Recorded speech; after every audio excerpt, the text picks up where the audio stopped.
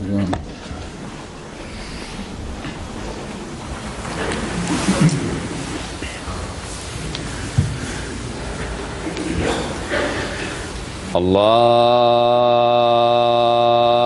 أكبر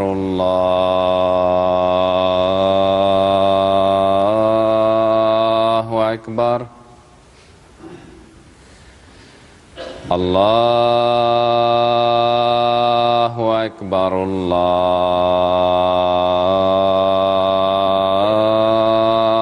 الله أكبر. أشهد أن لا إله إلا الله.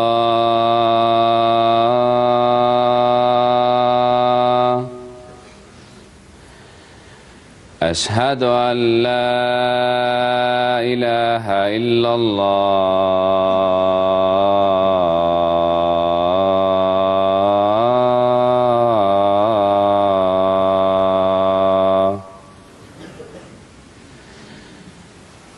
أشهد أن محمدًا رسول الله.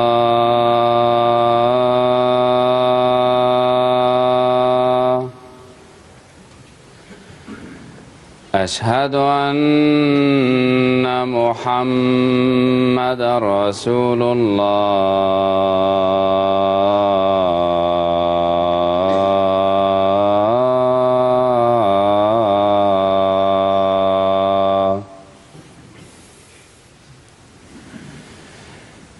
حي على الصلاة.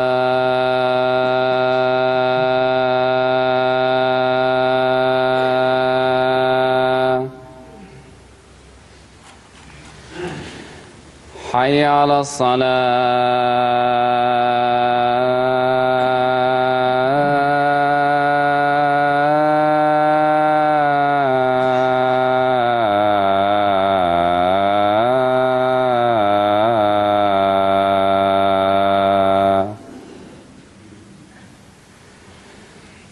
حي على الفلاح.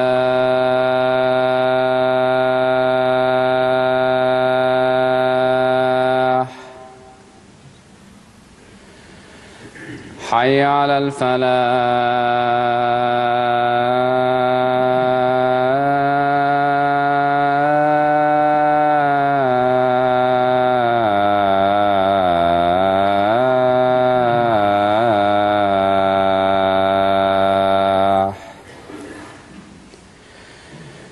الله أكبر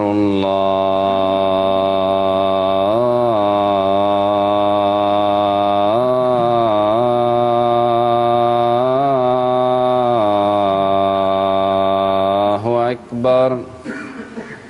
لا إله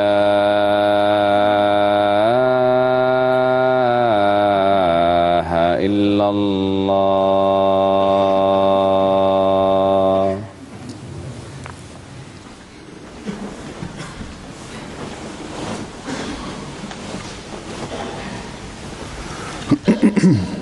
السلام عليكم ورحمة الله.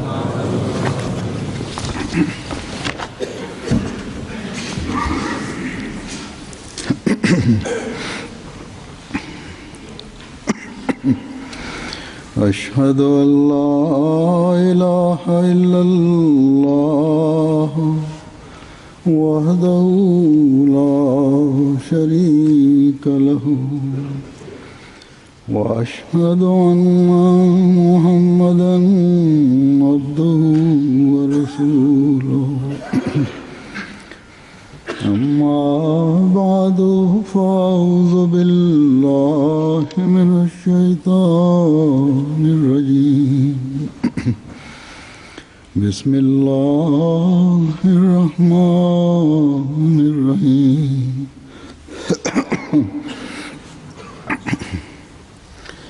الحمد لله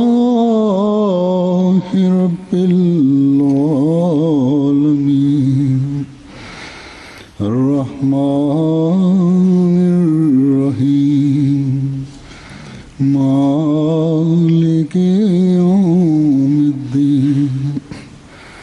إياك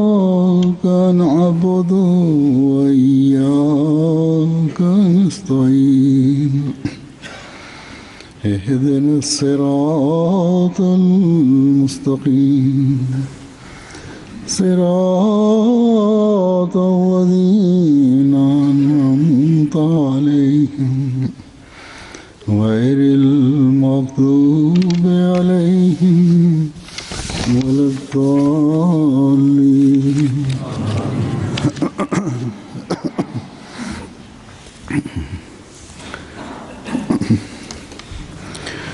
गुज़श्ता खुतबे में गुज़िरियल ख़ुतबे में मूं सब्र जे अज़ीम ख़ुल्क़ जे बारे में पाण सॻोरन सल्लल्लाहु अलैहि वसल्लम जी तालीम, पाण सॻोरन सल्लल्लाहु अलैहि वसल्लम जी उसवे हसना ऐं असहाब अलैहिस्सलाम जा कुझु मिसाल नमूने तौरु पेश कया हुआ। ही आला ख़ुल्क़ जन खे अख़्तियार करण जी पाण सॻोरन सल्लल्लाहु अलैहि वसल्लम पंहिंजे मञण वारनि खे तलक़ीन फरमाई ऐं सभिनी खां वधी करे पंहिंजी उसवा पेश कयाऊं। हीउ इन लाइ हो जो अल्लाह ताला जे हुकुम वस्तईनू बिस्सब्र वस्सलात ते अमल कयो वञे। अल्लाह ताला जी मदद सब्र जो आला नमूनो ॾेखारींदे ऐं दुआउनि जे ज़रिए उहे माण्हू चाहे सघनि था जिन खे ख़ुदा ताला ते कामिल ईमान हुजे, उन ते तवकुल हुजे, इन यकीन ते क़ाइमु हुजनि त ख़ुदा ताला असांजे सब्र ऐं ख़ालिस थी करे उन जे अॻियां निवड़ण जे करे ज़रूरु असांजी मदद फ़रमाईंदो। सो पाण सॻोरन सल्लल्लाहु अलैहि वसल्लम खां वधी करे केरु थो थी सघे जेको इन ॻाल्हि जो इदराक ऐं ईमान रखंदो हुजे, यकीन रखंदो हुजे। ऐं पोइ पाण सॻोरन सल्लल्लाहु अलैहि वसल्लम जी कुवत से कुदसी मां असाबनि खे ई इदराक ऐं ईमान हासिल थियो। सो उन्हनि पंहिंजे इन अमल जे करे मुख़्तलिफ़ मौक़नि ते ही नज़ारा ॾिठा त अल्लाह ताला जी मदद कहिड़ी तरह उन्हनि जे शामिल हाल रही।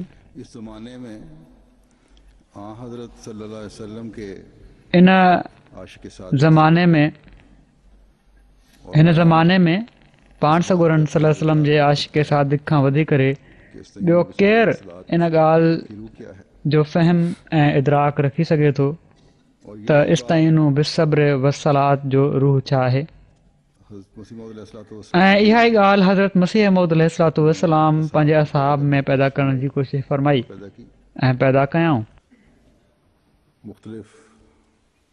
मुख़्तलिफ़ इर्शादात ऐं तहरीरुनि जे ज़रिए पंहिंजी जमायत जी तरबियत जे लाइ उन्हनि खे इन ख़ुल्क़ ते अमल करण जी तलक़ीन फ़रमायाऊं। तो अॼु पाण सॻोरन सल्लल्लाहु अलैहि वसल्लम जे आशिक़ सादिक़ जी हीअ जमात आहे जेका इन तरबियत जे करे सब्र ऐं इस्तिक़ामत जा नमूना ॾेखारींदे अल्लाह ताला खां मदद घुरे थी ऐं अल्लाह ताला जे अॻियां निवड़ंदे सिर्फ़ ऐं सिर्फ़ उन ई जे अॻियां पंहिंजी दिलि जी हालत पेश करे थी।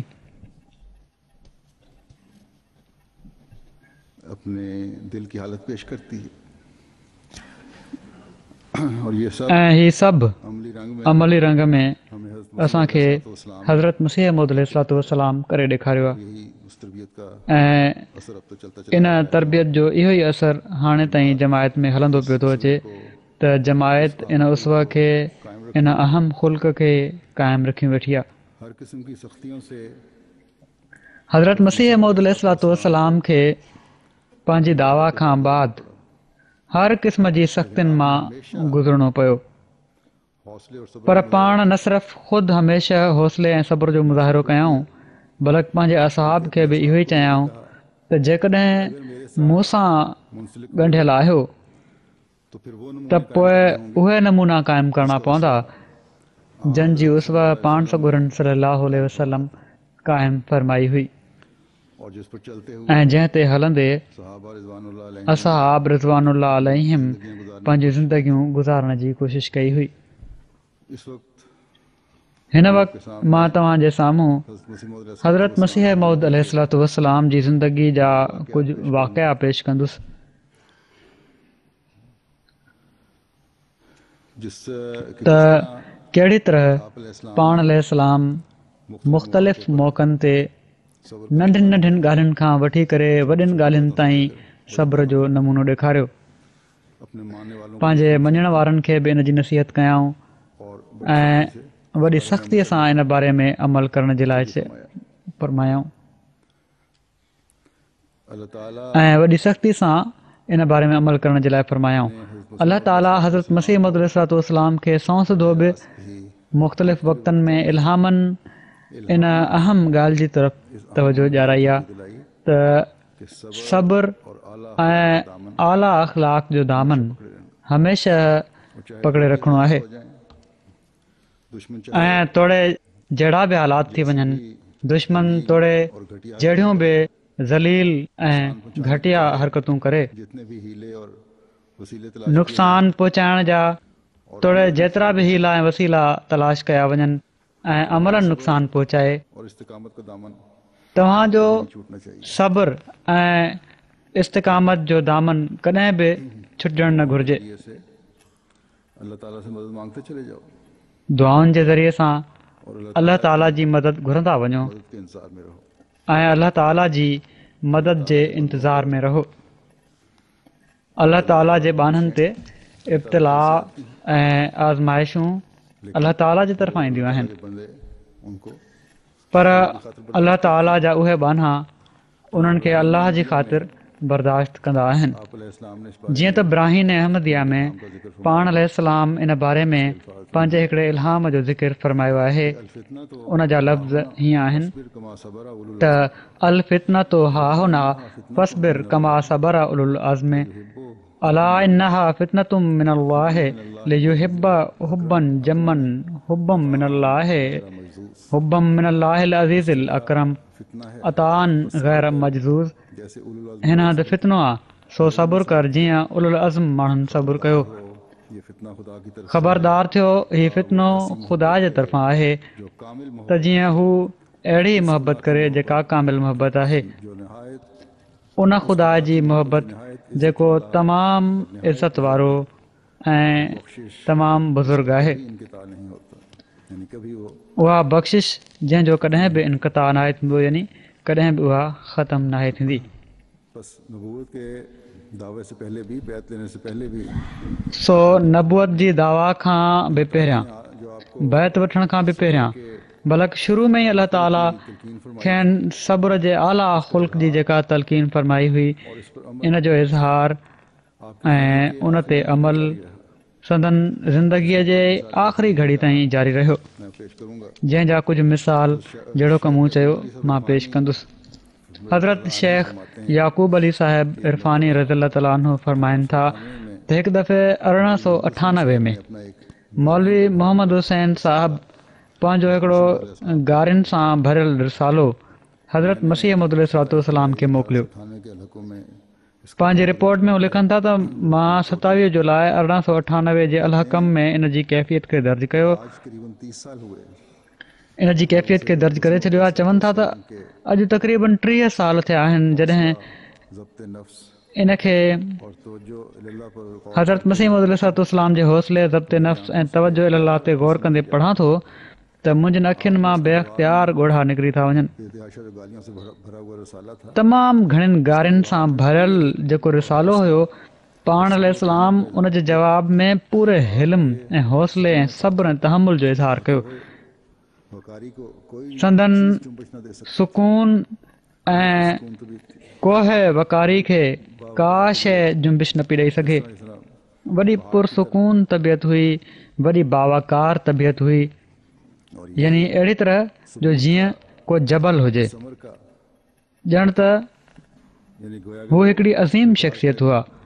वकार जो हिकिड़ो जबल हुआ ऐं हीउ सबूत हुयो इन ॻाल्हि जो त कंहिं बि क़िस्म जी गारियुनि जो मथनि को असरु न थींदो हुयो। यानी कॾहिं बि हीउ नाहे थियो जो बेवकारी ॾेखारींदे गारियुनि जे जवाब में गारियुनि जो जवाबु हुज़ूर जे तरफ़ां बि वञे।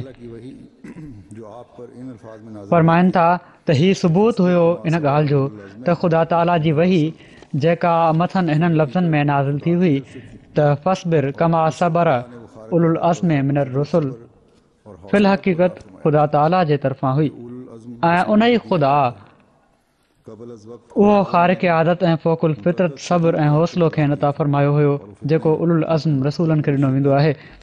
वक़्त खां अॻु ख़ुदा ताला केतिरनि ई फितननि जो खेनि इतला ॾिनो हुयो ऐं उहे फितना पंहिंजे पंहिंजे वक़्त ते पूरी शिदत ऐं कुवत सां ज़ाहिर थिया, मगर कंहिं मौक़े ऐं मरहले ते संदन मज़बूत क़दमनि में को धोॾो न आयो। वरी हिकिड़े वाक़े जी ॻाल्हि कंदे हज़रत शेख याक़ूब अली साहिब इरफ़ानी मज़ीद लिखनि था त महबूब रायूं वाले घर जो वाक़ियो आहे। हिकिड़े जलसे में जेसिताईं मूंखे यादि आहे हिकिड़ो बरहमू लीडर ग़ालिबन अंबाश मौज़मदार बाबू हुआ, हज़रत खां कुझु इस्तिफ़सार करे रहिया हुआ। हिकिड़ो हिंदू लीडर कुझु वज़ाहत पुछी रहियो हुयो, सुवाल पुछी रहियो हुयो, हज़रत जवाबु ॾियनि पिया। एतिरे में हिकिड़ो बदज़ुबान मुख़ालिफ़ आयो ऐं उन हज़रत मसीह मौद अलैहिस्सलाम जे साम्हूं बीही तमामु दिलि खे ॾुखोईंदड़ ऐं गंदा हमला मथनि कया। चवनि था उहो नज़ारो हिन वक़्तु बि मुंहिंजे साम्हूं आहे। पाण वात ते हथु रखियूं वेठा हुआ, जहिड़ो की अक्सर खेनि संदन मामूल हुयो त पटके जे छेड़े जो हिकिड़ो हिसो वात ते रखे छॾींदा हुआ, पग जो हिकिड़ो हिसो यानी वात ते रखे छॾींदा हुआ, या कॾहिं कॾहिं सिर्फ़ु हथु रखे वेही रहंदा हुआ, ख़ामोश वेठा रहिया, उन जूं गारियूं ॿुधंदा रहिया ऐं उहो सरकश बकंदो रहियो, फ़सादी तबियत जो उहो माण्हू ॻाल्हाईंदो रहियो। पाण अहिड़ी तरह मस्तु ऐं मगन वेठा हुआ ॼण त कुझु थिए ई कोन थो पियो, या को तमामु ई हिकिड़ो माण्हू मिठो पियो थो ॻाल्हाए, ईअं चुप करे वेठा हुआ। उन हिंदू लीडर उनखे मना करणु चाहियो पर उनजी परवाह न कयऊं, पर उन परवाह न कई। उन हिंदू लीडर उनखे मना करणु चाहियो पर उन परवाह न कई। हज़रत उनखे फ़रमायो त तव्हां हिनखे कुझु न चओ, हिनखे चवणु ॾियो। आख़िर उहो ख़ुदि ई बकवास करे थकिजी पियो ऐं उथी हलियो वियो। बरहमू लीडर ॾाढो मुतासिर थियो। उन चयो त हीउ तव्हांजो तमामु वॾो अख़लाक़ी मौजज़ो आहे। उन वक़्तु हुज़ूर हुनखे चुप कराए सघनि पिया, पंहिंजे घरां कढाए सघनि पिया, यानी आयो बि हज़रत मसीह मौद अलैहिस्सलाम जी जॻह ते ई हुयो ऐं बकवास करण ते संदन हिकिड़े मामूली इशारे सां हुनजी ज़बान वढे सघिजे पई, मगर पाण पंहिंजे कामिल हिल्म ऐं ज़ब्त नफ़्स जो अमली सबूत ॾिनो। हज़रत शेख याक़ूब अली साहिब इरफ़ानी लिखनि था त जालंधर जॻह ते हू यानी मीर अब्बास अली साहिब हज़रत मसीह मौद अलैहिस्सलाम वटि वेठा एतिराज़ करे रहिया हुआ। मीर अब्बास अली साहिब हज़रत मसीह मौद अलैहिस्सलाम वटि वेठा एतिराज़ करे रहिया हुआ। हज़रत मखदूमुल मिल्लत मौलवी अब्दुल करीम साहिब रज़ियल्लाहु तआला अन्हु बि उन मजलिस में मौजूदु हुआ ऐं मूंखे ख़ुदि उन्हनि हीउ वाक़ियो ॿुधायो। चवनि था त मौलाना फ़रमायो त मां ॾिसां पियो त मीर अब्बास अली साहिब हिकिड़ो एतिराज़ कनि पिया। हज़रत मसीह मौद अलैहिस्सलाम तमामु शफ़क़त ऐं राफ़त ऐं नरमी सां हुनजो जवाबु ॾियनि पिया ऐं जीअं जीअं हज़रत साहिब पंहिंजे जवाब ऐं ॻाल्हाइण जे तरीक़े में नरमी ऐं मोहबत जो पहलू अख़्तियार कनि पिया, मीर साहिब जो जवाबु वधंदो पियो वञे एसि ताईं जो हू खुलियल बेहयाई ऐं बेअदबी ते लही आयो ऐं समूरनि पुराणनि तालुकात ऐं शराफ़त जे पहलुनि खे छॾे तू मामा ते अची वियो। मां ॾिसां पियो त हज़रत मसीह मौद अलैहिस्सलाम इन हालत में उनखे इहो ई फ़रमाइनि पिया, जनाब मीर साहिब तव्हां मूं सां गॾु हलो, मूं वटि रहो, अलाह ताला तव्हांजे लाइ को निशान ज़ाहिर करे छॾींदो ऐं तव्हांजी रहनुमाई कंदो वग़ैरह वग़ैरह। मगर मीर साहिब जी कावड़ ऐं दिलेरी वधंदी वई। मौलवी साहिब चवनि था त मां हज़रत जे हिल्म ऐं ज़ब्त नफ़्स खे ॾिसंदे मीर अब्बास अली साहिब जी इन कमीणगी खे बर्दाश्त न करे सघियुसि, इन जेका ज़्यादती थी रही हुई उनखे बर्दाश्त न करे सघियुसि, जो बावजूदु हिनजे जो हज़रत मसीह मौद अलैहिस्सलाम पंहिंजो वॾो सब्र ऐं हिल्म ॾेखारे रहिया हुआ। ऐं मौलवी अब्दुल करीम साहिब चवनि था त मां जेको वॾी देरि खां वर वकड़ खाई रहियो हुयुसि, लोच पोच में हुयुसि ऐं पंहिंजो पाण खे बेग़ैरती जो मुजरिम सम्झी रहियो हुयुसि ऐं मुंहिंजे साम्हूं हज़रत मसीह मौद अलैहिस्सलाम ते हीअ अहिड़ी तरह हमला थो करे पियो ऐं मां ख़ामोश वेठो आहियां। मां पाण खे रोके न सघियुसि ऐं बावजूदि पंहिंजी माज़ूरी जे उन ते झपड़ ॾिनमि ऐं हकल कईमांसि ऐं ॾाढियां आवाज़ में हुनखे मूं हकल ॾिनी, जंहिंजो नतीजो हीउ निकितो जो हू उथी भॼी वियो। हज़रत मौलवी साहिब फरमाइनि पिया त हज़रत मसीह मौद अलैहिस्सलाम पंहिंजे ज़ब्ते नफ़्स ऐं हिल्म जो जेको नमूनो ॾेखारियो, मां उनखे ॾिसां पियो ऐं पंहिंजी हरकत ते शर्मसार पियो थियां ऐं मूंखे ख़ुशी बि हुई त मां पंहिंजो पाण खे बेग़ैरती जो मुजरिम न बनायो, जो हू मुंहिंजे साम्हूं हज़रत जे शान में अहिड़ियूं ॻाल्हियूं करे जेके न करणु घुरिजनि ऐं मां ॿुधंदो रहां। चवनि था तोड़े खणी बाद जी मार्फत सां मूं ते खुलियो त हज़रत जो अदब मुंहिंजे उन जोश ते ग़ालिब अचणु घुरिजे हा, यानी अदब जी हीअ तक़ाज़ा हुई त मां हज़रत मसीह मौद अलैहिस्सलाम जे साम्हूं वेठो हुयुसि त ख़ामोश रहां हा। तोड़े बेशक जोश मुंहिंजी दिलि में हो। भला केतिरनि ई अहिड़नि मौक़नि ते अहिड़ा वाक़िया बि थिया आहिनि जो हज़रत मसीह मौद अलैहिस्सलाम जे असाब मां कंहिं उथी कंहिं ते ज़्यादती कई या जोश ॾेखारियो त पाण इन ते नापसंदीदगी ऐं नाराज़गी जो इज़हार बि फरमायो अथनि त ग़ैरनि सां ईअं न करणु घुरिजे। हज़रत मौलवी अब्दुल करीम साहिब रज़ियल्लाहु ताला अन्हु बयानु फरमाइनि था त हिकिड़े ॾींहुं हिकिड़ो हिंदुस्तानी जंहिंखे पंहिंजे इल्म ते वॾो नाज़ हुयो ऐं पंहिंजो पाण खे का शइ सम्झंदो हुयो त मां दुनिया में ॾाढो घुमियल फिरियल आहियां ऐं वॾो ज़मानो ॾिठो आहे ऐं हर शइ जी मूंखे ख़बर आहे ऐं ज़माने जे लाहनि चाढ़नि जी मूंखे ख़बर आहे, असांजी मस्जिद में आयो ऐं हज़रत सां संदन दावा जे बारे में वॾी गुस्ताखी सां ॻाल्हाइणु शुरू करे ॾिनई। थोरी ॻाल्हि ॿोल खां पोइ केतिरा भेरा चयईं त तव्हां पंहिंजी दावा में काज़िब आहियो। हज़रत मसीह मौद अलैहिस्सलाम जे मुंहं ते चए पियो त तव्हां पंहिंजी दावा में कूड़ा आहियो ऐं मां अहिड़ा केतिरा ई मकार ॾिठा आहिनि नौज़ बिल्लाह, ऐं मां त अहिड़ा केतिरा ई कच्छ में खयूं थो वठां पियो। मक़सदु त अहिड़ा ई दिलेरी वारा लफ़्ज़ चयईं, मगर संदन निड़ ते को घुंझ न आयो। वॾे सुकून सां ॿुधाऊं ऐं पोइ वॾी नरमी सां पंहिंजे वारे अचण ते कलाम शुरू कयऊं। कंहिंजो कलाम केतिरो ई बेहूदा ऐं बेमौक़ा छो न हुजे ऐं कंहिंजो मज़मून नज़म में या नसर में कहिड़ो ई बेरब्त ऐं गैर मुनासिब छो न हुजे, पाण ॿुधण महिल या बाद में अलॻि कॾहिं बि नफ़रत ऐं मलामत जो इज़हार न कयूं, न ॿुधण महिल न बाद में कॾहिं बि अलहदगी में उन शख़्स जे बारे में नफ़रत या मलामत जो इज़हार न कयो अथनि। चवनि था कॾहिं कॾहिं के सामुईन इन कहिड़ी कहिड़ी महिल के सामुईन इन सख़्तु ॻाल्हियुनि जे करे घबराए बि उथिया ऐं पाण में नफ़रत जे तौर ते सुसबुस बि कयाऊं ऐं मजलिस ख़तमु थियण खां पोइ त हर हिकु पंहिंजे पंहिंजा हौसला ऐं अरमान बि कढिया त हीअ कहिड़ी बेहूदगी थी रही हुई।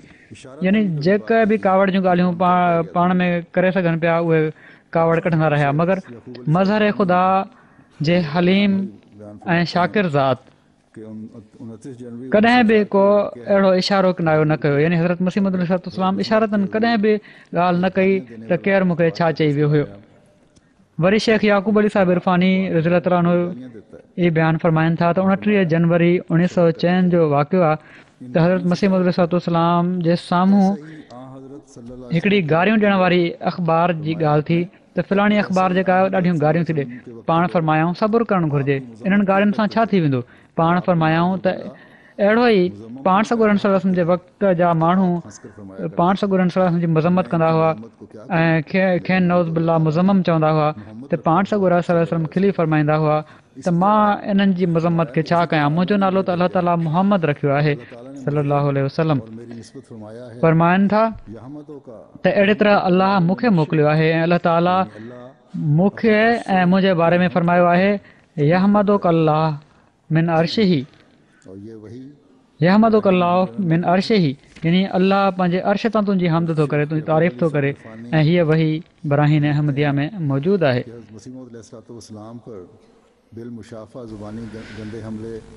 हज़रत शेख याक़ूब अली साहिब इरफ़ानी रज़ियल्लाहु ताला अन्हु वरी लिखनि था त हज़रत मसीह मौद अलैहिस्सलातु वस्सलाम ते आम्हूं साम्हूं ई गंदा हमला न थींदा हुआ ऐं संदन जान ते अहिड़ी तरह जे बाज़ारी हमलनि ते ई बस न कई वेंदी हुई।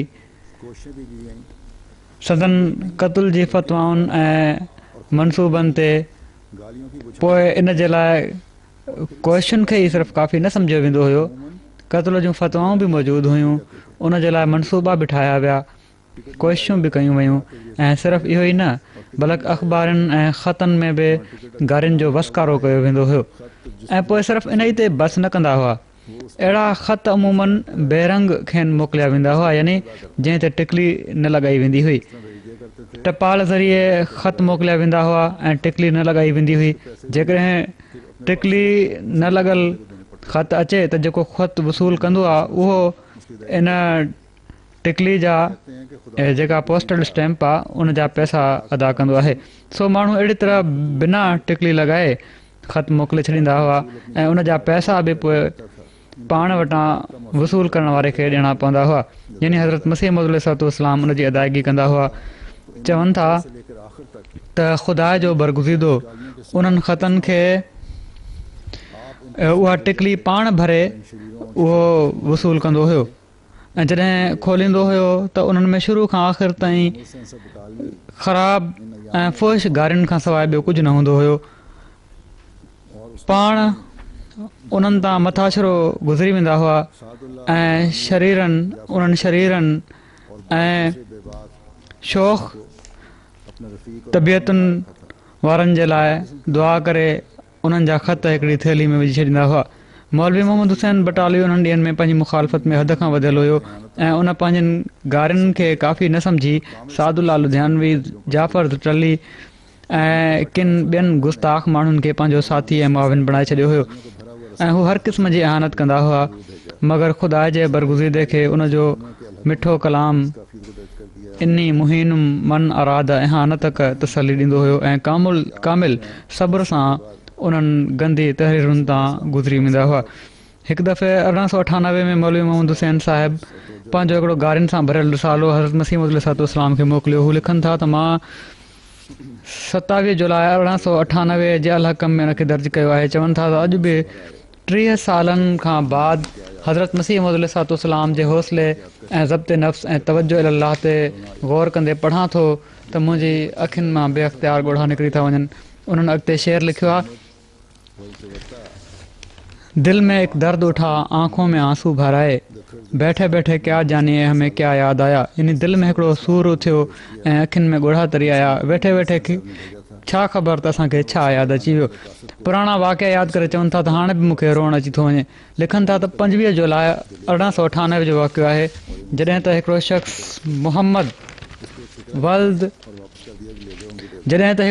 मोहम्मद वल्द चौगता ज़ात आवान वेठल हमूं गखड़ ज़िला सियालकोट मौलवी साहब जो रिसालो हज़रत मसीह मौद अलैहिस्सलातु वस्सलाम खे पेश कयो, जंहिंखे मौलवी साहब मोकिलियो हुयो।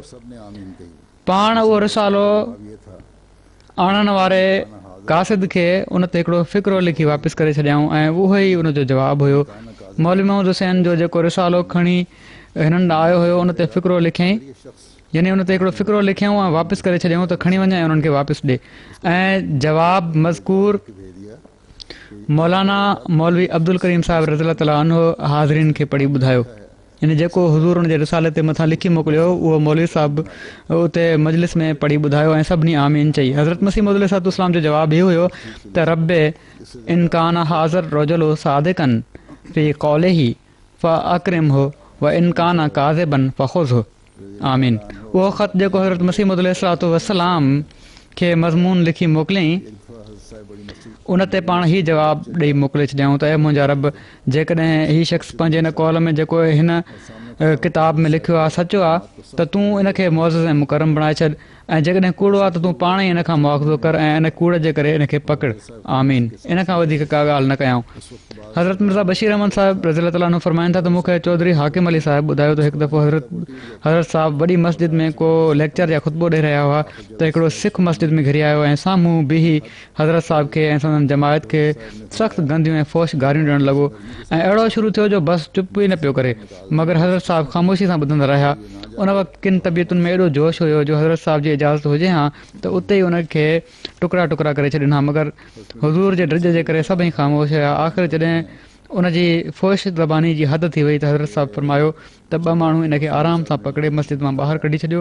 मगर इनखे चइजो कुझु न जेकॾहिं हीउ न वञे त हाकिम अली सिपाही जे हवाले करे छॾियोसि हज़रत मिर्ज़ा बशीर अहमद साहिब रज़ी अलाह ताला अन्हु बयानु कनि था त मूंखे हाफ़िज़ रोशन अली साहिब ॿुधायो त जॾहिं मिनारतुल मसीह ठहण जी तयारी थी त कादियान जे माण्हुनि गवर्नमेंट जे ऑफिसरनि वटि शिकायतूं कयूं त हिन मिनारे जे ठहण सां असांजे घरनि जी पर्दादरी थींदी यानी बेपर्दगी थींदी जीअं त गवर्नमेंट जे तरफ़ां हिकिड़ो डिप्टी कादियान आयो ऐं हज़रत मसीह मौद अलैहिस्सलाम सां मस्जिद मुबारक जे भर वारे हुजरे में मिलियो उन वक़्तु कादियान जा के माण्हू जेके शिकायत करण वारा हुआ उहे बि साण हुआ हज़रत मसीह मौद अलैहिस्सलाम सां डिप्टी साहिब जूं ॻाल्हियूं थींदियूं रहियूं ऐं इन ई गुफ़्तगू में हज़रत साहिब डिप्टी खे मुखातिब करे फ़रमायो त हीउ बुढा मल वेठो आहे हिकिड़ो हिंदू हुयो हुनजो नालो बुढा मल हो तव्हां हिन खां पुछो त नंढपण खां वठी अॼु ताईं छा कॾहिं बि ईअं थियो आहे त हिन खे फ़ाइदो पहुचाइण जो को मूंखे मौक़ो मिलियो हुजे ऐं मां हिन खे फ़ाइदो पहुचाइण में का घटिताई कई हुजे यानी उहो शख़्स जेको हिंदू हुयो कॾहिं बि ईअं न थियो जो मूंखे उनखे फ़ाइदो पहुचाइण जो मौक़ो मिलियो हुजे ऐं मां उन में का कमी कई हुजे बल्कि हमेशह उनखे फ़ाइदो पहुचायो आहे ऐं वरी फ़रमायूं त हिन ई खां पुछो त कॾहिं बि छा कॾहिं बि ईअं थियो आहे जो मूंखे तकलीफ़ ॾियण जो हिन खे को मौक़ो मिलियो हुजे ऐं हिन मूंखे तकलीफ़ पहुचाइण में का कसर छॾी हुजे यानी हुज़ूर फरमायो त जॾहिं बि हिनखे मौक़ो मिलियो हिन हमेशह हज़रत मसीह मौद अलैहिस्सलाम खे तकलीफ़ पहुचाई पर हज़रत मसीह मौद अलैहिस्सलाम इन जे जवाब में जॾहिं बि मौक़ो मिलियो इनखे फ़ाइदो पहुचायो हाफ़िज़ साहिबु बयानु कयो त मां उन वक़्तु बुढा मल ना ॾिसी रहियो हुयुसि उहो शख़्स उते ई साम्हूं वेठो हुयो उन शर्म विचां पंहिंजी मुंडी हेठि पंहिंजनि रानुनि में ॾेई छॾी यानी गोॾनि में मुंडी ॾेई छॾियईं ऐं उनजे चहिरे जो रंग अछो थी वियो ऐं हू हिकु लफ़्ज़ बि न ॻाल्हाए सघियो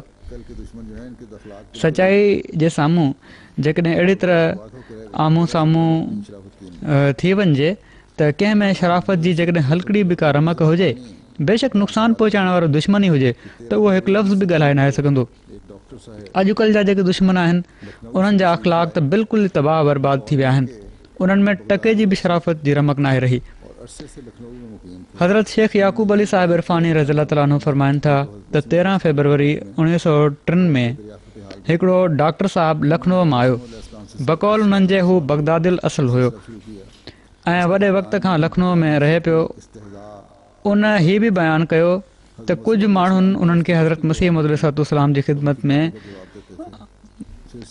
हाल चाल पुछण जे लाइ मोकिलियो उन हज़रत मसीह मौद अलैहिस्सलाम सां पोइ सुवालो जवाबु शुरू करे ॾिना उन जे बयान में शोखी चिथरुनि वारो स्टाइल ऐं गुस्ताखी हुई हज़रत मसीह मौद अलैहिस्सलाम उन जी का बि परवाह न कई ऐं उन्हनि जी ॻाल्हियुनि जो जवाबु ॾींदा रहिया ॻाल्हियुनि जे दौरान हिकिड़े मौक़े ते उन सुवालु कयो त अरबी में तव्हांजी दावा आहे त मूंखां वधीक फ़सीह को बि नथो लिखी सघे यानी सुवालु करण वारे चयो त तव्हां चओ था त मूंखां वधीक फ़सीह अरबी को नथो लिखी सघे हज़रत मसीह मौद अलैहिस्सलाम चयो त हा मुंहिंजी दावा आहे अलाह ताला मूंखे अरबी ज़ुबान सेखारी आहे को नथो लिखी सघे सही आहे इन ते उन अचण वारे वॾी शौक़ी सां चिथरुनि वारो तरीक़ो अख़्तियार कंदे टोकन वारो अंदाज़ अख़्तियार कंदे चयो त बेअद बि माफ़ तव्हांजी ज़ुबान मां त काफ़ बि नथो निकिरी सघे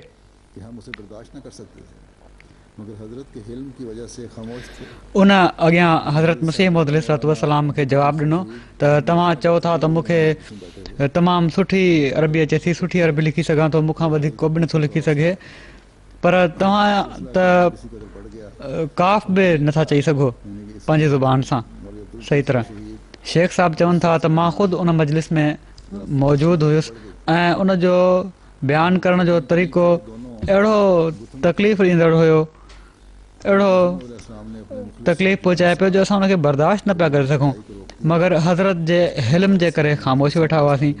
पर हज़रत साहिबज़ादा मौलाना अब्दुल लतीफ़ साहिब शहीद मरहूम ज़ब्त न करे सघिया। उहे बि उते मजलिस में वेठा हुआ ऐं उन्हनि हिननि ॾांहुं झप हणी ॻाल्हायो त हीउ हज़रत अक़दस जो ई हौसलो आहे। ॿिन्ही जी ॻाल्हि कुझु पाण में वधी वई, यानी मौलवी अब्दुल लतीफ़ साहिब शहीद ऐं उहो शख़्स पाण में गरम थी विया ॻाल्हियुनि में, ऐं हीअ चवनि था त परे न हो जो पाण में ॿई विढ़ी पवनि हा। हज़रत मसीह मौद अलैहिस्सलाम पंहिंजे मुख़लिस ऐं सिर घोरींदड़ गैरतमंद फिदाई खे झले छॾियो। इन ते उन अचण वारे हज़रत मसीह मौद अलैहिस्सलाम खे मुखातिब करे चयो त टोकूं ऐं गारियूं ॿुधण त नबियुनि जो विरसो आहे। हज़रत अक़दस फरमायो त असीं त नाराज़ न थींदा आहियूं, हिते त ख़ाकसारी आहे, यानी मुंहिंजे तरफ़ां त ख़ाकसारी आहे, मां त हिन ॻाल्हि ते नाराज़ न आहियां थियो। जेकॾहिं मौलवी साहिबु कुझु चयो आहे त उन पंहिंजे दिलि जो जोश कढियो आहे ऐं मां उनखे झले छॾियो।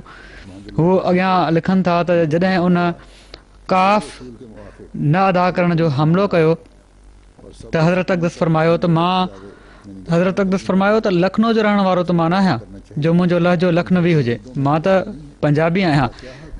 फरमायाऊं त हज़रत मूसा अलैहिस्सलाम ते बि एतिराज़ थियो हुयो त ला यकादो युबीन, ऐं हदीसुनि में मेहदी जे बारे में बि आयो आहे त उन जी ज़बान में हबक हूंदी। हज़रत साहिबज़ादा अब्दुल लतीफ़ साहिब सां जॾहिं हीउ वाक़ियो पेश आयो त हज़रत पंहिंजी मौजूदा जमायत खे, जेके यानी उते माण्हू वेठा हुआ, उन्हनि खे ख़िताब करे फरमायो त मुंहिंजे उसूल जे मुआफ़िक़ जेकॾहिं को महिमान अचे ऐं गार गंद ताईं बि ॻाल्हि पहुची वञे, यानी गारियुनि ताईं बि अची ॻाल्हि पहुचे त उनखे बर्दाश्त करणु घुरिजे, छो त हू मुरीदनि में त दाख़िल न आहे। असांजो कहिड़ो हक़ आहे त असां उनखां अदब ऐं एतिक़ाद चाहियूं जेको मुरीदनि खां चाहियूं था। हीअ बि उन्हनि जो अहसान सम्झूं था त आराम सां ई ॻाल्हाइनि।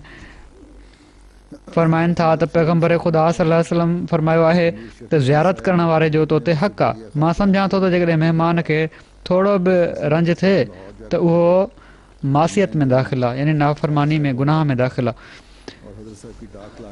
तंहिं करे मां चाहियां थो त तव्हां तरसो, छो त कलमे जो इश्तराक आहे, यानी त नरमी ॾेखारियो। कलमो त असांजो हिकु आहे, जेसि ताईं हीअ न सम्झनि जेको चवनि उन्हनि जो हक़ आहे। हज़रत मिर्ज़ा बशीर अहमद साहिब रज़ियल्लाहु ताला अन्हु फरमाइनि था त मीर शफ़ी अहमद साहिब मोहक़िक़ देहलवी मूं सां ख़त ज़रिए बयानु कयो त जॾहिं आख़िरी भेरो हज़रत मसीह मौद अलैहिस्सलाम लाहौर वञी तरसिया आहिनि त मां उन्हनि ॾींहंनि में ख़्वाजा साहिब जो, यानी ख़्वाजा कमालुद्दीन साहिब जो मुलाज़िम हुयुसि ऐं हज़रत साहिब जी टपाल आणे हुज़ूर खे पहुचाईंदो हुयुसि, ऐं टपाल में 2-3 ख़त बिना टिकलियुनि वारा हूंदा हुआ। जहिड़ो की पहिरियां ॻाल्हि थी चुकी आहे त बिना टिकलियुनि वारा जेके ख़त हूंदा हुआ उन्हनि में उमूमन गारियूं हूंदियूं हुयूं ऐं पाण वटां पैसा ॾेई उन्हनि ख़तनि खे वसूल करणो पवंदो हुयो। चवनि था त 2-3 ख़त बिना टिकलियुनि जा हूंदा हुआ जेके मां वसूल कंदो हुयुसि ऐं हज़रत साहिब खे पहुचाए छॾींदो हुयुसि। उहे ख़त मां पोस्ट ऑफिस मां वसूल कंदो हुयुसि ऐं हज़रत साहिब खे पहुचाईंदो हुयुसि, ऐं हज़रत साहिब मूंखे उन्हनि जा पैसा ॾेई छॾींदा हुआ।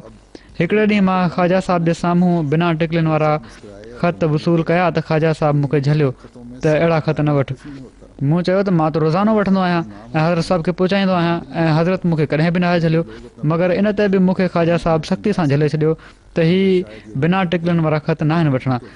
जॾहिं मां हज़रत मसीह मौद अलैहिस्सलाम खे टपाल पहुचाइणु वियुसि त मूं अर्ज़ु कयो त हुज़ूर, अॼु मूंखे ख़्वाजा साहिब बिना टिकलियुनि वारा ख़त वठण खां सख़्ती सां मनो करे छॾियो आहे। हुज़ूर जेकॾहिं फरमाइनि त मां हाणे ई डुकी टपाल घर मां उहे ख़त खणी अचां।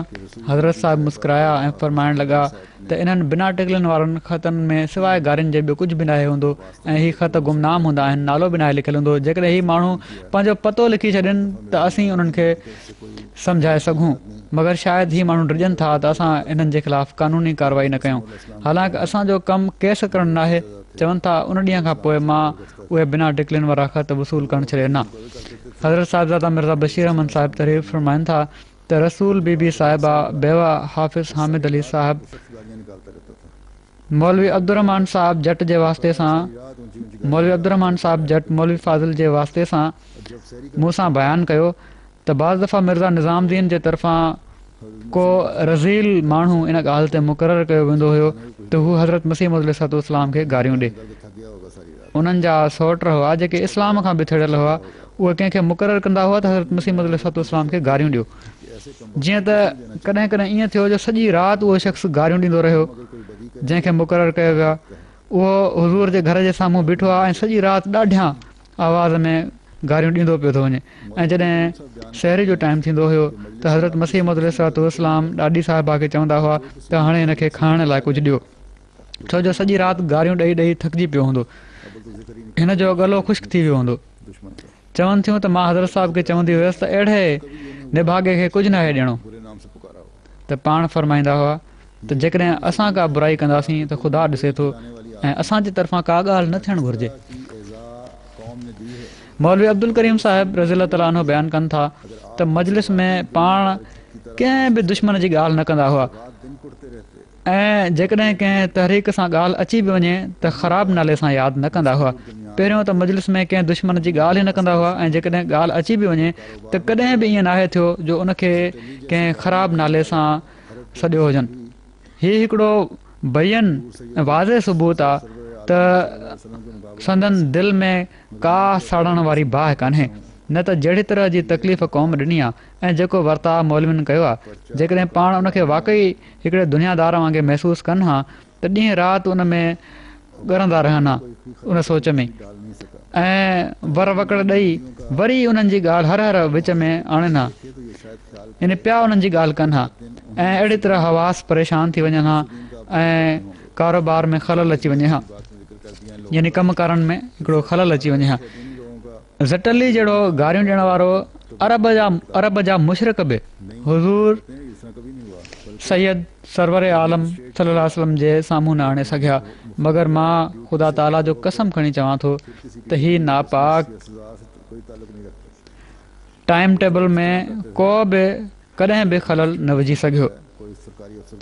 तहरीर में हिननि मोज़िन जो बरमहल को ज़िक्र ॾिसे, का ॻाल्हि ॾिसे त शायदि हीउ सोचे त ॾींहुं राति हुज़ूर इन्हनि मुफ़्सिदनि जो ई ज़िक्र कंदा हूंदा, उन्हनि जी ॻाल्हि कंदा हूंदा।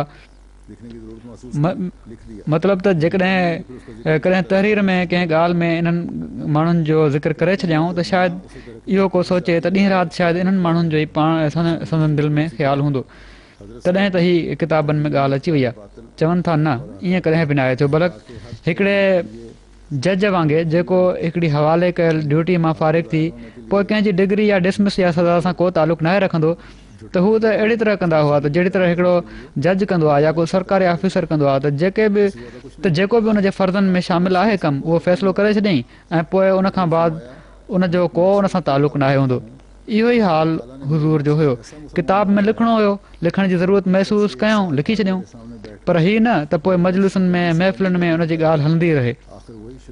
चवनि था त ऐं न उनजी जहिड़ी तरह उन जज खे दर हक़ीक़त कंहिंसां ज़ाती लॻा या इश्तिहाल हूंदो आहे, अहिड़ी तरह हज़रत साहिब बि तहरीर में इब्ताले बातिल ऐं अहकाके हक़ जे लाइ लिवजहल लाइ लिखंदा हुआ, यानी त हक़ खे ज़ाहिर करण जे लाइ ऐं कूड़ खे कूड़ो करण जे लाइ, उनजी हक़ीक़त बयानु करण जे लाइ अलाह ताला जी ख़ातिर लिखंदा हुआ, इन खां वधीक कुझु न हो। हुज़ूर जे नफ़्स जो इन में को दख़ल न हूंदो हुयो। हिकिड़े ॾींहुं फरमायाऊं त मां पंहिंजे नफ़्स ते एॾो कंट्रोल रखां थो ऐं ख़ुदा ताला मुंहिंजे नफ़्स खे अहिड़ो मुस्लमान बणायो आहे जो जेकॾहिं को शख़्स सॼो साल मुंहिंजे साम्हूं वेही मुंहिंजे नफ़्स खे किनी खां किनियूं गारियूं ॾींदो रहे, आख़िर उहो ई शर्मसार थींदो ऐं उनखे इक़रार करिणो पवंदो त हू मुंहिंजा पेर पंहिंजी जॻह तां पटे नाहे सघियो। हज़रत मियाँ बशीर अहमद साहिब रज़ियल्लाहु ताला अन्हु लिखनि था त असांजी जमायत जा अक्सर पुराणा दोस्त हज़रत मसीह मौद अलैहिस्सलाम जे सौटनि मिर्ज़ा इमामुद्दीन साहिब ऐं मिर्ज़ा निज़ामुद्दीन साहिब खे सुञाणनि था। हीअ ॿई पंहिंजी बेदीनी ऐं दुनियादारी जे करे हज़रत मसीह मौद अलैहिस्सलाम जा तमामु वॾा मुख़ालिफ़ हुआ, बल्कि हक़ीक़तनि हू इस्लाम जा ई दुश्मन हुआ। हिकु दफ़े उन्हनि हज़रत मसीह मौद अलैहिस्सलाम खे नुक़सानु पहुचाइण जे लाइ हुज़ूर जे घर जे साम्हूं मस्जिद मुबारक जे वेझो भित कढी रस्तो बंदि करे छॾियो। हीउ मशहूरु वाक़ियो आहे, इन जे करे निमाज़ियुनि खे ॾुखियाई थींदी हुई, मुलाक़ातुनि खे जेके हज़रत मसीह मौद अलैहिस्सलाम सां मिलण ईंदा हुआ अचण वञण में ॾुखियाई थींदी हुई ऐं थोरी जमायत जेका हुई उहा वरी ॾुखियाई में गिरफ़्तार हुई, बल्कि सख़्तु मुसीबत में गिरफ़्तार हुआ उहे सभई, ॼण त उहे क़ैद थी विया हुआ। इन जे करे वकीलनि जे सलाह सां क़ानूनी कार्रवाई करणी पई ऐं वॾो वक़्तु ही केस हलंदो रहियो। पोइ आख़िर अलाह ताला जी बिशारत जे मुताबिक़ हज़रत मसीह मौद अलैहिस्सलाम खे इन केस में फ़तह मिली ऐं भित किराई वई। हज़रत मसीह मौद अलैहिस्सलाम जे वकील हुज़ूर खां इजाज़त वठणु बल्कि इतला ताईं ॾियण खां बग़ैर, यानी हुज़ूर खे ॾसे ई बि न, मिर्ज़ा इमामुद्दीन साहिब ऐं मिर्ज़ा निज़ामुद्दीन साहिब जे ख़िलाफ़ ख़र्च जो केस करे छॾियो ऐं इन जे करे उन्हनि जी जेका जाइदाद हुई उनखे ज़ब्त करण जो हुकुम जारी थी वियो ऐं उन्हनि वटि मिर्ज़ा साहिबान वटि त ॿियो कुझु बि न हुयो जेको ॼणा उन्हनि बावजूदि सॼी दुश्मनी जे जॾहिं फ़ैसिलो हज़रत मसीह मौद अलैहिस्सलाम जे हक़ में थी वियो त पोइ शर्मसारी मां हीउ ख़तु लिखियो त भाउ थी इन जाइदाद जी खे ज़ब्त कराइण जे ज़रिए असांखे छो थो ज़लील करें। हज़रत मसीह मौद अलैहिस्सलाम खे इन्हनि ॻाल्हियुनि जी ख़बर पई त पाण वकील ते ॾाढो नाराज़ थिया त मूं तोखे कॾहिं चयो हुयो त हीउ केस कर। फ़ौरन ई वापसि वरितो वञे ऐं उन्हनि खे जवाबु मोकिलियऊं त तव्हां आराम सां रहो, अहिड़ो को कमु न थींदो, तव्हांजी जाइदाद ज़ब्त न थींदी। हीअ सॼी कार्रवाई मुंहिंजे इल्म खां बग़ैर थी आहे, यानी मूंखे ख़बर ई न हुई। हज़रत ख़लीफ़तुल मसीह सानी रज़ियल्लाहु ताला अन्हु इन रवायत जे बारे में लिखनि था त हज़रत मसीह मौद अलैहिस्सलाम खे सोमाणी महिल अलाह ताला इल्हाम ज़रिए या ख़्वाब ज़रिए ही इतला ॾिनो हुयो त ही ॿार हिननि ते तमामु घणो आहे, इन जे करे मुख़ालिफ़ माइट ॾाढो तकलीफ़ में आहिनि। अलाह ताला खेनि हीउ इतला ॾिनो त अदालत जो जेको हीउ जाइदाद ज़ब्त करण जो या विकिणण जो जेको हुकुम थियो आहे हीउ हिननि ते तमामु घणो भार आहे, इन जे करे माइट तकलीफ़ में आहिनि। हज़रत मसीह मौद अलैहिस्सलाम फरमाईंदा हुआ त मूंखे सॼी राति निंड न ईंदी, तंहिं करे फ़ौरन माण्हू मोकिलियऊं त जेको उन्हनि खे वञी ॿुधाए त तव्हांजो सॼो ख़र्चु माफ़ु आहे, तव्हांजी जाइदाद वग़ैरह का विकिणजंदी न, उनखे को ज़ब्त न कयो वेंदो। हज़रत मिर्ज़ा बशीर अहमद साहिब तहरीर फरमाइनि था, ख़ाकसार अर्ज़ु करे थो त हज़रत साहिब जे ज़माने में ख़ुसूसन शुरूआती ॾींहंनि में कादियान जे माण्हुनि जे तरफ़ां जमायत खे सख़्तु तकलीफ़ ॾिनी वेंदी हुई। मिर्ज़ा इमामुद्दीन साहिब जंहिंजी पहिरियां ॻाल्हि थी चुकी आहे ऐं मिर्ज़ा निज़ामुद्दीन साहिब वग़ैरह जे भड़काइण सां कादियान जी पब्लिक ख़ुसूसन सिख तकलीफ़ूं ॾियण ते तुरिया वेठा हूंदा हुआ। उहे माण्हू हिननि माण्हुनि खे सिखनि खे भड़काईंदा हुआ ऐं ख़ासि तौर ते अहमदिन खे या जेको बि शख़्स हज़रत मसीह मौद अलैहिस्सलाम सां मिलणु ईंदो हुयो उनखे ॾाढियूं तकलीफ़ूं ॾींदा हुआ ऐं सिर्फ़ु ॻाल्हियुनि ताईं तकलीफ़ पहुचाइणु महदूद न हुई, बल्कि हुल हंगामो करे मार कुट ताईं बि ॻाल्हि पहुची वेंदी हुई, यानी उन्हनि खे कुटींदा बि हुआ। जेकॾहिं को अहमदी मुहाजिर भुल में कंहिं ज़मीदार जी ॿनी में झंग जे ख़्याल सां हलियो वञे, असांजे ॻोठनि जा रहण वारा उन्हनि खे ख़बर आहे त उते त बाक़ाइदा इंतिज़ाम नाहे हूंदो, त उहे सिख जेके हुआ उन्हनि खे मजबूर कंदा हुआ त पंहिंजे हथ सां पंहिंजो गंदु खणो ऐं केतिरा ई मुअज़िज़ अहमदी उन्हनि जे हथां मार बि खाईंदा हुआ, उन्हनि खे कुटींदा बि हुआ। ऐं जेकॾहिं को अहमदी खॾ मां कुझु मिटी खणणु लॻंदो हुयो त हीअ माण्हू मज़ूरनि खां तगारियूं ऐं कोॾरियूं बि खसे वठंदा हुआ ऐं उन्हनि खे उतां कढी छॾींदा हुआ। जेकॾहिं को साम्हूं ॻाल्हाईंदो हुयो त किनियूं ऐं फ़ोश क़िस्म जूं गारियुनि खां अलावा उनखे मारण जे लाइ बि तयारु थी वेंदा हुआ। चवनि था रोज़ानो ई शिकायतूं हज़रत साहिब वटि पहुचंदियूं रहंदियूं हुयूं, मगर पाण हमेशह इहो ई फरमाईंदा हुआ त सब्रु कयो, माण्हुनि खे हमेशह नसीहत कयाऊं त गारियूं ॿुधो, बेशक मारूं खाओ, सभु बसि सब्रु कयो। के जोशीला अहमदी हज़रत साहिब वटि ईंदा हुआ ऐं अर्ज़ु कंदा हुआ त हुज़ूर असांखे सिर्फ़ु हिननि सां मुक़ाबले जी इजाज़त ॾियो ऐं बसि पोइ असां हुननि खे पाण ई सिधो कंदासीं। हुज़ूर फरमाईंदा हुआ न, सब्रु कयो। हिकु दफ़ो सैयद अहमद नूर मुहाजिर काबली पंहिंजी तकलीफ़ जो इज़हार कयो। काबुल जा रहण वारा हुआ, पठान हुआ ऐं मुक़ाबले जी इजाज़त चाहियूं। कावड़ियल तबियत हुअनि। हज़रत साहिबु फरमायो त ॾिस, जेकॾहिं अमन ऐं सब्र सां हिते रहणो अथई त हिते रह, जेकॾहिं विढ़णो अथई ऐं सब्र नथो करे सघीं त काबुल वापसि हली वञ। जीअं त हीअ इन ई तालीम जो नतीजो हुयो जो वॾा वॾा मुअज़िज़ अहमदी जेके कंहिं ॿिए जी थोरी ॻाल्हि बि बर्दाश्त न कंदा हुआ, उहे हिननि ज़लील ऐं हक़ीर माण्हुनि जे हथां तकलीफ़ ऐं ज़िलत सहंदा हुआ ऐं कुझंदा न हुआ। मगर हिकु दफ़ो ईअं थियो जो हिकिड़े ग़रीब अहमदी पंहिंजे घर जे लाइ खॾ मां कुझु मिटी खईं, यानी घर ठाहिण जे लाइ कुझु मिटी खईं त सिखनि वग़ैरह हिकिड़ो वॾो टोलो ठाहे ऐं लठियूं खणी उनजे घर ते आया ऐं हमिलो करे ॾिनो। पहिरियां त अहमदी बचंदा रहिया, पर जॾहिं उन्हनि बेगुनाह माण्हुनि खे कुटणु शुरू कयो ऐं घर खे बि नुक़सानु पहुचाइण लॻा त किन अहमदिन बि मुक़ाबिलो कयो, जंहिंसां ॿिन्ही पासे जा माण्हू ज़ख़्मी थिया ऐं बिल आख़िर हमिलो करण वारनि खे भॼणो पियो। जीअं त हीउ पहिरियों मौक़ो हुयो जो कादियान जे गैर अहमदिन खे अमलन पतो पियो त अहमदिन जो डपु उन्हनि खां कोन्हे, अहमदी उन्हनि खां कोन था डिॼनि बल्कि पंहिंजे इमाम खां डिॼनि था। उन खां पोइ पुलिस हिन वाक़े जी तहक़ीक़ शुरू कई ऐं छो त अहमदी सरासर मज़लूम हुआ ऐं गैर अहमदी टोलो ठाहे हिकिड़े अहमदी जे घर ते जारहाणे तौर ते लठियूं खणी अचे हमिलो उन्हनि कयो हुयो। तंहिं करे पुलिस बावजूदु मुख़ालिफ़ हुअण जे उन्हनि जो चालान करण ते मजबूर हुई। जॾहिं उन्हनि माण्हुनि ॾिठो त हाणे ॼाण हथकड़ी लॻी त उन्हनि जा माण्हू हज़रत साहिब वटि डुड़ंदा आया त असांखां क़सूर थी वियो आहे, हज़ूर असांखे माफ़ु कयो। हज़रत मसीह मौद अलैहिस्सलाम माफ़ु करे छॾियो। हज़रत याक़ूब अली साहिब इरफ़ानी रज़ियल्लाहु ताला अन्हु लिखनि था त मेरठ मां अहमद हुसैन शौकत हिकिड़ी अख़बार शहनाए हिंद जारी कई हुई। हीउ शख़्स पंहिंजो पाण खे मुजद्दिद अलसनतुल मशरिकिया चवंदो हुयो, यानी मशरक़ी ज़बानुनि जो मुजद्दिद। हज़रत मसीह मौद अलैहिस्सलाम जी मुखालफ़त में उन पंहिंजे अख़बार जो हिकिड़ो ज़मीमो जारी कयो जंहिंमें हर क़िस्म जा गंदा मज़मून मुखालफ़त में छापींदो हुयो ऐं अहिड़ी तरह जमायत जी दिलाज़ारी कंदो हुयो। मेरठ जी जमायत खे ख़ुसूसियत सां तकलीफ़ थींदी हुई छो त उतां ई उहो किनी अख़बार निकिरंदी हुई।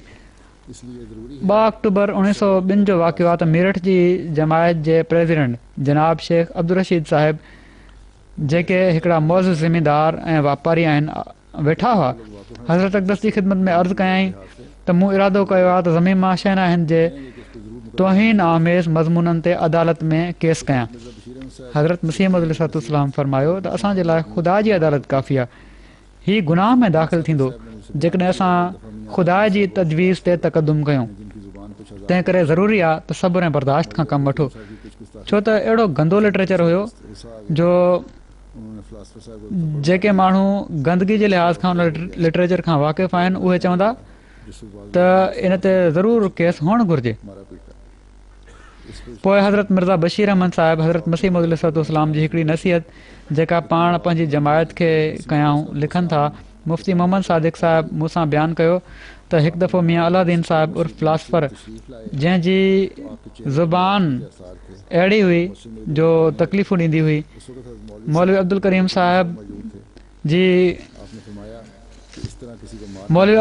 साहिब जी कुझु गुस्ताखी उन कई, जंहिं ते मौलवी साहिब खे कावड़ अची वई। उन फिलासफ़र साहिब खे थप हणी वाहे कढी। इन ते फिलासफ़र अञा तेज़ थी वियो ऐं घटि वधि ॻाल्हाइणु लॻो, जंहिं ते किन माण्हुनि इन फिलासफ़र खे ख़ूब चङी तरह मारियो ऐं कुटियो। इन ते उन चौक में बि ॾाढियां रड़ियूं करणु शुरू करे ॾिनियूं। एॾो ॾाढियां आवाज़ु हुयो जो हज़रत मसीह मौद अलैहिस्सलाम जे कननि ताईं बि आवाज़ु पहुची वियो। पाण सिजरत जी नमाज़ खां पहिरियां मस्जिद में आया त संदन चहिरे ते नाराज़गी जा निशान हुआ ऐं पाण मस्जिद में हेॾे होॾे चकर हणणु लॻा। उन वक़्तु मौलवी अब्दुल करीम साहिब बि मौजूदु हुआ। पाण फरमायाऊं त अहिड़ी तरह कंहिंखे मारणु तमामु नापसंदीदा फ़ेल आहे ऐं हीअ तमामु ख़राबु हरकत कई वई आहे। मौलवी साहिब फिलासफ़र जे गुस्ताखी वारे रवैये ऐं पंहिंजे बेगुनाह हुअण जे बारे में कुझु अर्ज़ु कयो। पाण वॾी कावड़ में फरमायाऊं, बहरहाल हीअ बेवाजिबी थी आहे। जॾहिं ख़ुदा जो रसूल तव्हां माण्हुनि जे अंदरि मौजूदु आहे त तव्हांखे पाण मुरादो पंहिंजी मर्ज़ी सां को फेल न पियो करणु घुरिजे, बल्कि मूंखां पुछणु घुरिजे हा। चवनि था त इन्हनि सभिनी ॻाल्हियुनि ते मौलवी साहिब रोई ॾिनो ऐं हज़रत साहिब खां माफ़ी वरितई ऐं उनखां बाद मारण वारनि सभिनी जन उनखे मारियो हुयो। इन फिलासफ़र खे जन मारियो हुयो, वञी उन फिलासफ़र खां उन्हनि सभिनी माफ़ी वरिती ऐं उनखे राज़ी कयूं, बल्कि लिखियलु आहे त उनखे खीर वग़ैरह बि पीआरियऊं। हज़रत मसीह मौद अलैहिस्सलाम फरमाइनि था, ऐं सभई इंसानो ॿुधी छॾियो त हीअ उन जी पेशगोई आहे जंहिं ज़मीन ऐं आसमान ठाहियो आहे। हू पंहिंजी हिन जमायत खे सभिनी मुल्कनि में फैलाईंदो ऐं हुजत ऐं बुरहान जी रूह खां सभिनी ते उन्हनि खे ग़लबो बख़्शींदो। उहे ॾींहं अचनि था, बल्कि वेझो आहिनि त दुनिया में सिर्फ़ु इहो ई हिकिड़ो मज़हब हूंदो जंहिंखे इज़त सां यादि कयो वेंदो। ख़ुदा हिन मज़हब ऐं हिन सिलसिले में हद खां वधीक ऐं फ़ौक़ुल आदत बरकत विझंदो ऐं हर हिक खे जेको इन खे मिटाइण जी फ़िक्र रखे थो नामराद रखंदो ऐं हीउ ग़लबो हमेशह रहंदो ऐं हीउ ग़लबो हमेशह रहंदो एसि ताईं जो क़यामत अची वेंदी। हाणे जेकॾहिं मूं ते टोकूं कनि था त इन टोकुनि जो कहिड़ो नुक़सानु आहे, छो त को नबी न आहे जंहिं ते टोकूं न कयूं वयूं हुजनि, जंहिंसां चिथरूं न कयूं हुजनि। सो ज़रूरी हुयो त मसीह मौद सां बि चिथरूं कयूं वञनि हा, जहिड़ो की अलाह ताला फरमाए थो या हज़रतन अल इबाद मा यातीहिम मिन रसूलिन इल्ला कानू बिहा यस्तहज़िऊन। सो ख़ुदा जे तरफ़ां इहा निशानी आहे त हर नबीअ सां चिथरूं कयूं वेंदियूं आहिनि, मगर अहिड़ो माण्हू जेको सभिनी माण्हुनि जे रूबरू आसमान तां लहे ऐं फ़रिश्ता बि हुन सां गॾु हुजनि, उन सां केरु चिथरूं कंदो। हीअ ग़ैरमंदियुनि जो नज़रियो आहे न त हज़रत ईसा अलैहिस्सलाम आसमान तां लहंदा ऐं फ़रिश्तनि जे कुलनि ते हथ रखी लहंदा। फरमाइनि था अहिड़ी तरह जेकॾहिं को लहंदो त उन सां केरु चिथरूं कंदो। सो इन दलील मां बि अकुलमंद सम्झी सघे थो त मसीह मौत जो आसमान तां लहणु सिर्फ़ु कूड़ो हिकिड़ो ख़्यालु आहे। यादि रखो त को आसमान तां न लहंदो। असांजा सभई मुखालिफ़ जेके अञा ताईं ज़िंदा मौजूदु आहिनि उहे सभई मरंदा ऐं को उन्हनि मां ईसा इब्न मरियम खे आसमान तां लहंदे न ॾिसंदो। पोइ उन्हनि जी औलाद जेका बाक़ी रहंदी उहा बि मरंदी ऐं उन्हनि मां बि को माण्हू ईसा इब्न मरियम खे आसमान तां लहंदे न ॾिसंदो। पोइ औलाद मरंदी ऐं उहे बि मरियम जे पुट खे आसमान तां लहंदे न ॾिसंदी। तॾहिं ख़ुदा उन्हनि जी दिलनि में घबराहट विझंदो त सलीब जे ज़माने जो ग़लबो बि गुज़री वियो ऐं दुनिया ॿिए रंग में अची वई आहे, मगर मरियम जो पुटु ईसा अञा ताईं आसमान तां न आयल थो। तॾहिं दानिशमंद, अकुलमंद ऐं ॾाहा ओचितो इन अक़ीदे खां बेज़ार थी वेंदा ऐं अञा 3 सदी अॼोके ॾींहं खां पूरी न थींदी जो ईसा जो इंतज़ारु करण वारा छा मुस्लमान ऐं छा ईसाई सख़्तु नाउमीद ऐं बदज़न थी इन कूड़े अक़ीदे खे छॾे ॾींदा ऐं दुनिया में हिकु ई मज़हब हूंदो ऐं हिकु ई पेशवा। मां त ॿिज पोखणु आयो आहियां, सो मुंहिंजे हथ सां उहो ॿिज पोखियो वियो आहे ऐं हाणे उहो वधंदो ऐं विझंदो ऐं कोन आहे जेको हुनखे रोके सघे। हाणे जेको हीअ अहमदनि खे चवंदा आहिनि, एतिराज़ु कंदा आहिनि ऐं के कमज़ोर तबियत वारा माण्हू हिननि गैरनि जी ॻाल्हियुनि में अची वेंदा आहिनि त तव्हां माण्हू केसि ताईं सब्र कंदा रहंदो। मां गुज़िरियल ख़ुतबे में बि ॻाल्हि कई हुई, ख़बर नाहे हीअ जेके असांजा नाले जा सखणा हमदर्दी करण वारा आहिनि उन्हनि खे असांजो एॾो फ़िक्रु छो आहे। पंहिंजो पाण खे संभालियो ऐं पंहिंजे आक़िबत जो फ़िक्रु कयो त पंहिंजी आक़िबत न ख़राबु थी रही हुजे। हज़रत मसीह मौद अलैहिस्सलाम हीअ नाहे फरमायो त हीअ ॾुखियायूं ऐं मुखालफ़तूं थोरे अरसे में ख़तमु थी वेंदियूं ऐं अहमद जी अक्सरियत दुनिया में 30 सालनि या 40 सालनि या 100 सालनि में थी वेंदी। बल्कि फरमायूं त अञा 3 सदी अॼोके ॾींहं खां पूरी न थींदी। ऐं हीउ हवालो जेको पाण लिखियो अथनि हीअ तज़किरतु शहादतैन जो आहे ऐं जेका 1903 में लिखी वई, यानी 107 साल पहिरियां। ऐं अॼु जमायत अहमदिया सभिनी मुखालफ़तुनि मां सब्र ऐं दुआ सां गुज़रंदे अलाह ताला जे फज़ल सां 198 मुल्कनि में पहुची चुकी आहे ऐं ॾींहों ॾींहुं हीअ जमायत तरक़ी करे रही आहे ऐं अॼु असीं दुनिया जे हर इलाइक़े में जमायत अहमदिया खे ॾिसी रहिया आहियूं ऐं इन तरक़ीअ ई दुश्मन खे वाइड़ो करे छॾियो आहे। हीअ जेके मुखालफ़तूं वधी रहियूं आहिनि, दुश्मनियूं वधी रहियूं आहिनि, जमायत जे ख़िलाफ़ मनसूबाबंदियूं वधी रहियूं आहिनि, हीअ सिर्फ़ु इन लाइ आहिनि जो जमायत उन्हनि खे पखिड़िजंदे नज़र अचे पई थी। सो हीअ ॿिज जेको हज़रत मसीह मौद अलैहिस्सलाम पोखियो हुयो, जहिड़ो की पाण फरमायो अथनि, उहो त वधी विझी रहियो आहे। हा, कुदरत जो कानून आहे त सावा ऐं वॾा थियण वारा जेके वण हूंदा आहिनि उन्हनि में बि बाज़ दफ़ा किथे किथे सुकियूं टारियूं नज़र अचणु लॻी पवंदियूं आहिनि त वण जो जेको मालिक आहे उहो अहिड़ियुनि टारियुनि खे वठी उछले छॾींदो आहे ऐं इन सां वण जे गुल मेवा ॾियण में को फ़र्क़ु न आहे पवंदो। सो हज़रत मसीह मौद अलैहिस्सलाम जो पोखियल ही सरसब्ज़ वण जेको आहे हीअ त सब्र ऐं इनखे त सब्र ऐं दुआ जो पाणी ॾिनो पियो थो वञे ऐं इंशा अल्लाह ताला वॾो थींदो रहंदो ऐं वधंदो विझंदो रहंदो। जेका टारी बि उन पाणीअ मां फैज़ हासिल न कंदी उन जी हालति सुकी टारी वांगुरु हूंदी ऐं उहा कटिजी वेंदी ऐं वढी वेंदी। तो हिननि हालात में बि जॾहिं त अहमद जी मुखालफ़त में जहिड़ो की मूं चयो आहे तेज़ी आई आहे ऐं मज़ीद मुखालफ़त वधी रही आहे। बल्कि किन जॻहियुनि ते जिथे अफ्रीकन मुल्कनि में घटि थी वई हुई उते ॿीहर शुरू थी आहे त सब्र ऐं दुआ सां हर अहमदी अल्लाह ताला खां पहिरियां खां वधी करे मदद घुरे ऐं इन सरसब्ज़ ऐं वॾे थियण वारे ऐं वधंदड़ ऐं विझंदड़ वण जो हिसो बणियो रहे। अल्लाह ताला असां सभिनी खे हिन जी तौफ़ीक़ अता फ़रमाए।